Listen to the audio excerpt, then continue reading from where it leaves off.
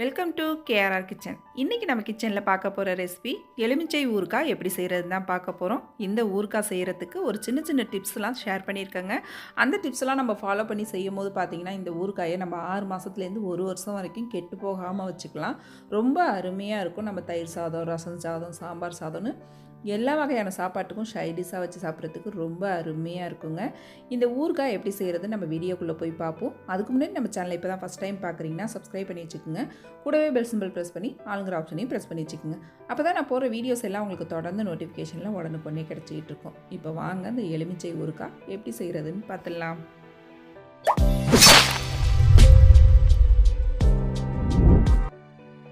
இப்போ இன்றைக்கி ஊறுகாய் செய்யறதுக்கு பார்த்திங்கன்னா ஒரு 25 எலுமிச்சம்பழம் எடுத்து வச்சுருக்கேன். இந்த எலுமிச்சம்பழத்தை பார்த்திங்கன்னா நல்லா கழுவிட்டு நல்லா ஒரு காஞ்ச துணி வச்சு நல்லா தொடச்சிட்டு எடுத்து வச்சுருக்கேன். இந்த ஊறுகாயில் கொஞ்சம் கூட ஈரம் இருக்கக்கூடாது. அப்போ தான் ரொம்ப நாள் வரைக்கும் வச்சுருந்து நம்ம யூஸ் பண்ணலாம், கெட்டு போகாமல் இருக்கும். எந்த இடத்துலையும் ஈரம் படாமல் பார்த்துக்குங்க இந்த ஊறுகாய் செய்கிறதுக்கு. இப்போ இது போல் ஒரு மண் பாத்திரம் எடுத்துக்குங்க. அப்படி இல்லைன்னா பிளாஸ்டிக் ஏனம் ஏதாவது இருந்தால் எடுத்துக்குங்க. அப்படி இல்லைன்னா கண்ணாடி பாட்டில், பீங்கான் ஜாடி இதே போல் இருந்துச்சுன்னா எடுத்துக்குங்க. நம்ம இந்த ஊறுகாயை கட் பண்ணி ஊற வைக்கணும். இதுக்கு நம்ம சில்வர் பாத்திரமோ அலுமினிய பாத்திரமோ எடுத்தோம் அப்படின்னாக்கா நம்ம உப்பு சேர்க்கறதுனால அதில் அப்படியே ஒரு மாதிரி புள்ளி புள்ளியாக கருப்பாக மாறிடும் அந்த பாத்திரம். அதனால் இது போல் மண் பாத்திரம், அப்படி இல்லைன்னா பீங்கான் ஜாடி, கண்ணாடி ஜாடி இதெல்லாம் இருந்துச்சுன்னா ஏதாவது ஒன்று எடுத்துக்குங்க. இப்போ லெமனை இது போல் 4ஆக கட் பண்ணிக்கோங்க. உள்ள விதையெல்லாம் எடுத்துகிட்டு இது போல் சின்ன சின்ன பீஸாக கட் பண்ணி எடுத்துக்குங்க. விதையெல்லாம் இல்லாத அளவுக்கு நல்லா இது போல் எடுத்துகிட்டு இந்த அளவுக்கு சின்ன சின்ன பீஸாக கட் பண்ணி எல்லா லெமனையும் நம்ம எடுத்துக்குவோம். இந்த அளவு போட்டோம் அப்படின்னாக்கா கரெக்டாக இருக்கும். அது வெந்து வரப்போ பார்த்திங்கன்னா ரொம்ப சின்னதாக மாறிடும். அதனால் ஒரு லெமனை எடுத்திங்க அப்படின்னாக்கா ஒரு 8லேருந்து ஒரு 10 துண்டு வரைக்கும் சின்னதாக இருக்கிற மாதிரி கட் பண்ணி எடுத்துக்குங்க. இது போல் விதையும் எடுத்துருங்க கையோட. இப்போ எல்லா லெமனையும் நான் வெட்டிட்டு உங்கள்கிட்ட காட்டுறேன். இப்போ பாருங்கள், நம்ம எடுத்து வச்சுருந்தா 25 லெமனையும் நல்லா வெட்டி எடுத்துட்டேன். இந்த அளவுக்கு கட் பண்ணி எடுத்துருக்கேன்.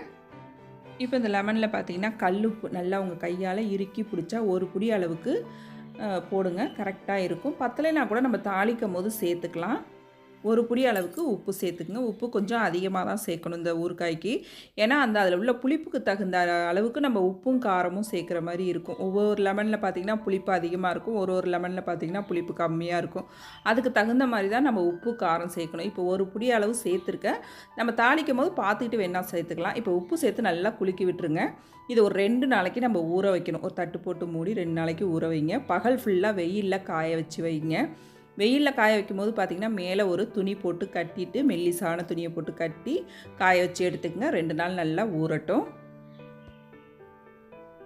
எப்போல்லாம் நீங்கள் பார்க்குறீங்களோ அப்போல்லாம் இதை எடுத்து கலந்து கொடுத்துக்கிட்டே இருங்க. அப்போ தான் நல்லா எல்லா பக்கமும் ஊறி நல்லாயிருக்கும். இப்போ ஒரு 2 நாள் ஊற வச்சுட்டு உங்கள்கிட்ட நான் காட்டுறேன். இப்போ பாருங்கள், 2 நாள் நல்லா ஊற வச்சு வெயிலில் காய வச்சு எடுத்துருக்கேன். 2 பகல் வெயிலில் காய வச்சு எடுத்துருக்கேன். இப்போ எப்படி இருக்குன்னு நம்ம பார்ப்போம். இது போல் நல்லா மெல்லிசான கிளாத்தாக கட்டிக்கிங்க. மண்ணெல்லாம் படாது. நம்ம இது போல் கிளாத்து கட்டி காய வைக்கும் போது ஊறுகாய் பாருங்கள் நல்லா ஊறி நிறம் மாறி இருக்குது பாருங்கள். இந்த அளவுக்கு ஊறி வரணும். தண்ணிலாம் எதுவுமே நம்ம சேர்க்கக்கூடாது. இந்த அளவுக்கு இருக்கணும். நல்லா ஊறிட்டுனா இப்படி தான் நல்லா நிறம் மாறி வந்துடும். இப்போ நம்ம ஊறுகாய் தாளிச்சிடலாம்.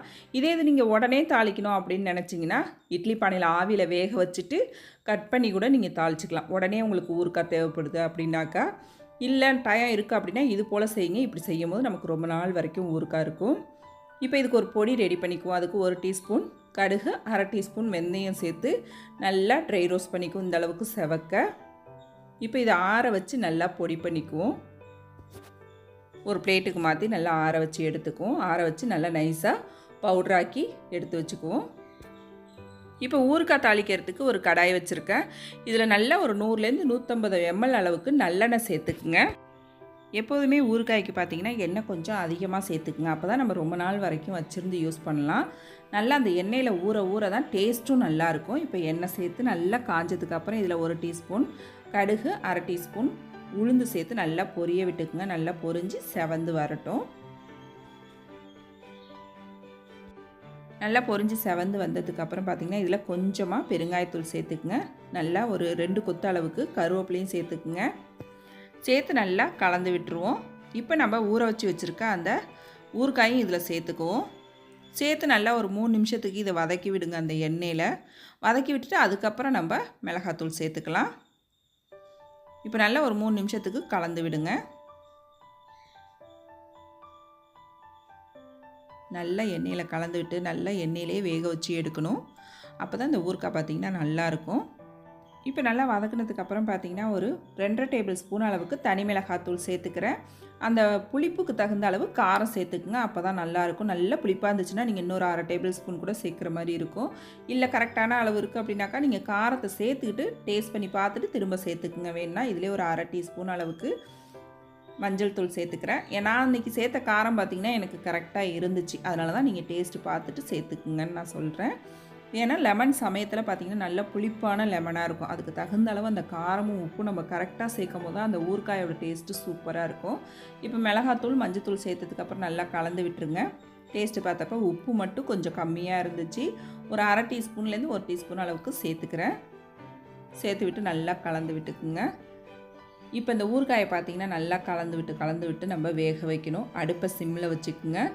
அப்புறம் பார்த்திங்கன்னா நல்லா ஒரு 10லேருந்து 15 நிமிஷம் நல்லா வேகணும். இந்த ஊறுகாய் வெந்ததுக்கப்புறம் பார்த்திங்கன்னா நல்லா சாஃப்டாகி சுருங்கி வந்துடும். உங்களுக்கு இந்த அளவு இருக்காது.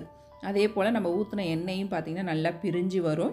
அந்த அளவுக்கு நம்ம வேக வச்சு எடுத்துக்கணும். எக்காரணத்தை கொண்டு மூடி போட்டு வேக வைக்கக்கூடாது. ஏன்னா அதில் வேர்வை தண்ணி விட்டுரும். தண்ணியே எந்த இடத்துலையும் படாத அளவுக்கு நீங்கள் செஞ்சு எடுத்திங்கன்னா ரொம்ப நல்லா அருமையாக வரும். இப்போ பாருங்கள் ஊறுகாய் வெந்ததுக்கப்புறம் எப்படி வந்திருக்கு பாருங்கள். நல்லா சாஃப்டாகி எண்ணெயும் பிரிஞ்சு வந்திருக்கு பாருங்கள். இப்படி ஒரு நல்லா கட் பண்ணி பார்த்தோம்னா ஈஸியாக நமக்கு சாஃப்டாக கட் ஆகி வரும். அந்த அளவுக்கு நல்லா நம்ம வேக வச்சு எடுத்துக்கணும். இது செய்யும் போதே பார்த்திங்கன்னா நம்ம அரைச்சி வச்சுருந்த பவுடரை நான் சேர்த்துட்டேன்.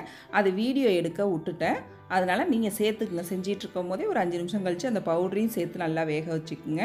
நல்லா இப்போ கடைசியாக இறக்க போகிறப்ப பார்த்திங்கன்னா 1 டேபிள் ஸ்பூன் அளவுக்கு வெல்லம் சேர்த்துக்குங்க.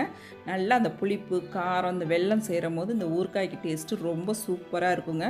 வெல்லம் சேர்த்துன்னு ஒரு 5 நிமிஷத்துக்கு நல்லா வேகட்டும். இந்த ஊறுகாய் நல்லா வெந்து இன்னுமே நல்லா எண்ணெய் பிரிஞ்சு வரணும். நல்லா எந்த அளவுக்கு சாஃப்டாக வேக வைக்கிறோமோ அந்த அளவுக்கு ஊறுகாய் பார்த்திங்கன்னா நாள் பட டேஸ்ட்டு ரொம்ப நல்லாயிருக்கும். இப்போ பாருங்கள் நல்லா வெந்து சூப்பராக அருமையாக ரெடி ஆகிடுச்சு பாருங்கள். நல்லா சாஃப்டாக அதே சமயத்தில் பார்த்திங்கன்னா ஊறுகாய் நல்லா குழையாமல் நம்ம போட்ட பீஸ் அப்படியே இருக்குது பாருங்கள். ஆனால் நல்லா வெந்து சாஃப்டாக இருக்கும். இந்த அளவுக்கு நம்ம செஞ்சு எடுத்து வைக்கணும். இப்போ இது கொஞ்சம் கூட சூடு இருக்கக்கூடாது. நல்லா ஆற வச்சிடணும். ஆற வைக்கிற வரைக்கும் அந்த இது திறந்தே இருக்கட்டும். மூடி எதுவும் போட்டு மூடிடாதீங்க. நல்லா ஆற வச்சுட்டு அதுக்கப்புறம் நீங்கள் ஜாடிலேயோ கண்ணாடி பாட்டில்லையோ எடுத்து வச்சிட்டிங்க அப்படின்னாக்கா ரொம்ப நல்லா அருமையாக இருக்கும். பாட்டிலில் எடுத்து வச்சதுக்கப்புறம் தேவையானதை வெளியில் வச்சுட்டு பாக்கி எல்லாத்தையும் பார்த்தீங்கன்னா நீங்கள் ஃப்ரிட்ஜில் வச்சிட்டிங்க அப்படின்னாக்கா 1 வருஷம் வரைக்கும் இந்த ஊறுகாயை நம்ம வச்சுருந்து யூஸ் பண்ணலாம். ரொம்ப அருமையாக இருக்கும். கொஞ்சம் கூட கெட்டு போகாது. அதே போல் அந்த ஊறுகாய்க்கு மேலே எண்ணெய் மிதக்கிற மாதிரி இருக்கணும். அந்த அளவுக்கு நீங்கள் எண்ணெய் சேர்த்திங்கன்னா தான் உங்களுக்கு ரொம்ப நாள் வரைக்கும் வச்சுருந்து நம்ம யூஸ் பண்ண முடியும். தேவைப்படுறப்ப கொஞ்சம் கொஞ்சமாக எடுத்து யூஸ் பண்ணிக்கோங்க.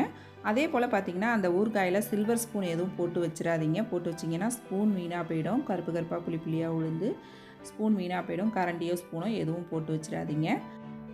அவ்வளோதாங்க. இன்றைக்கி லெமன் ஊறுகாய் ரொம்ப சூப்பராக அருமையாக எப்படி செய்கிறதுன்னு பார்த்தாச்சு. ரொம்ப அருமையாக வந்திருக்குங்க. டேஸ்ட்டும் ரொம்ப சூப்பராக இருக்குது. இந்த லெமன் ஊறுகாய் செஞ்ச உடனே சாப்பிட்றத விட நல்லா ஒரு 5-6 நாள் ஊறினதுக்கு அப்புறம் சாப்பிட்டு பாருங்கள். டேஸ்ட்டு அவ்வளோ ஒரு அருமையாக இருக்கும். எல்லா வகையான சாப்பாட்டுக்கும் சைட் டிஷ்ஷாக வச்சு சாப்பிட்லாம். அப்புறம் பார்த்திங்கன்னா நம்ம இதே போல் நிறைய ஊறுகாய் ரெசிபி போட்டிருக்கேன். மாங்காய் ஊறுகாய், கிடாரங்காய் ஊறுகாய், அப்புறம் பார்த்திங்கன்னா நெல்லிக்காய் ஊறுகாய், இது போல் நிறைய ஊறுகாய் ரெசிபி போட்டிருக்கேன். அதோட லிங்க் எல்லாம் நான் உங்களுக்கு டிஸ்கிரிப்ஷனில் கொடுக்குறேன். தேவைப்படுறவங்க செக் பண்ணிக்கோங்க. இந்த லெமன் பிக்கிளும் பார்த்திங்கன்னா நான் இன்றைக்கி சொன்ன டிப்ஸ் எல்லாத்தையும் ஃபாலோ பண்ணி அப்படியே செஞ்சு பாருங்கள். ரொம்ப அருமையாக இருக்கும். செஞ்சு பார்த்துட்டு எப்படி இருக்குன்னு எனக்கு கமெண்ட் பண்ணுங்கள். என்னோட அந்த ரெசிபி பிடிச்சிருந்ததுன்னா லைக் பண்ணுங்கள், ஷேர் பண்ணுங்கள். மறக்காமல் நம்ம கேஆர்ஆர் கிச்சனை சப்ஸ்கிரைப் பண்ணி வச்சுக்கோங்க. நாளைக்கு வேறொரு ரெசிபியோடு சந்திப்போம். தேங்க்ஸ் ஃபார் வாட்சிங்.